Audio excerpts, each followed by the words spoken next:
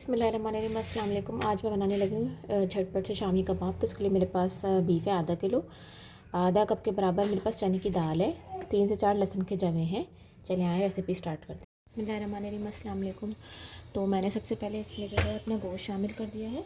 ठीक है, बीफ का गोश्त है बेसिकली मेरे पास। यहाँ पर मैं 2 कप के बराबर इसमें पानी ऐड करूँगी, तकरीबन 2 प्यालियों के बराबर। ठीक है, इतना हम पानी ऐड कर देंगे इसमें।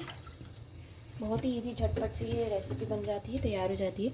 4 से 5 लहसुन के जवे इसमें शामिल कर दूंगी।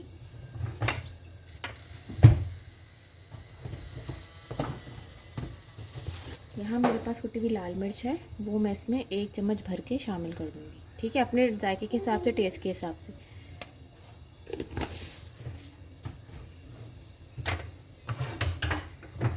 अब मैं इसको थोड़ी देर गलने छोड़ूंगी, 5 से 10 मिनट। जैसे इसमें थोड़ा सा उबाल आएगा तो फिर मैं चने की दाल इसमें शामिल कर दूँगी।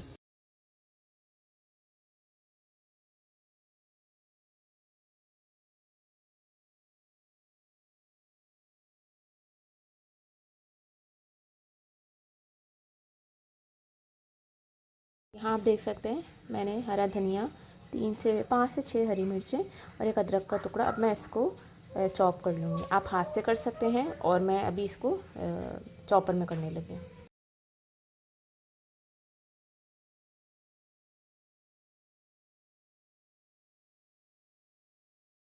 देखिए कबाब मेरे पिस चुके हैं। ठीक है, अब इसी पॉइंट पे मैं इसमें एक एग कट करके डालूँगी।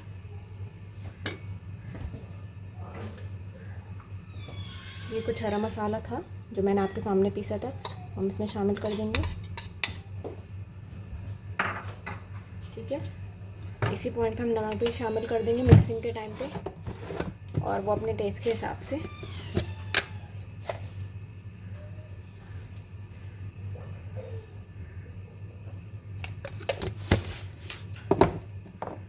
इसी पॉइंट पे हम गरम मसाला भी इसमें ऐड कर देंगे, वो भी अपने टेस्ट के हिसाब से। मैं यहाँ पे तकरीबन इतना गरम मसाला ऐड करूँगी, 1/2 टीस्पून। ठीक है, चले आए इसको मिक्स करते हैं। मैं मिक्स करने के बाद आपको उसकी शक्ल फाइनल दिखाती हूँ, टिक्कियाँ बना के इसकी। ये देखें पूरा अच्छे से मिक्स हो गए हैं। अब इस पॉइंट पे हम इसको जितने आपके हिसाब से आप पेड़ा बना सकते हैं इसका। जैसे अगर आपकी फैमिली में बड़ा खाया जाता, बड़ा बनाए, छोटा छोटा बनाए। ठीक है, मैं इस तरीके से सारे बना के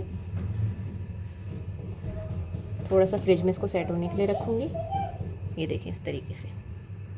ये देखिए आप देख सकते हैं मैंने तकरीबन 6 टिक्कियाँ सेट कर ली हैं। मैं इसको थोड़ी देर फ्रीज़र में रखूँगी ताकि ये और सेट हो जाए, फिर मैं आपको फ्राई करके दिखाती हूँ।